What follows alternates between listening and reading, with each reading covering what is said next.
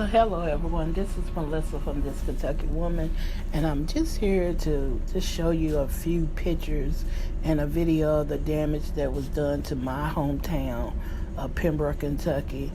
I left home at 19 because I married a military man, and Pembroke is like 15 minutes away from Fort Campbell. It's right there on the border of Tennessee and Kentucky, and on December the 11th, a lot of property was destroyed. Now, property can be replaced, but lives can't. And thank God no one passed during this storm. But a lot of property was destroyed.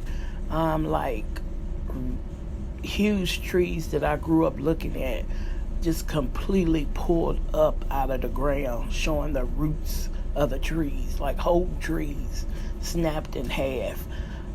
So many of my family members lost their homes, and I just ask that you keep us in your prayer, because we got another storm coming up on December 31st, and it has everyone nervous. So it was just amazing and touching seeing everyone come together. Our community is big on helping one another, and we showed out and came through with that. It's going to take time to rebuild, but like I said, property can be replaced. And I just ask that you keep us in your prayers. And everyone have a blessed day.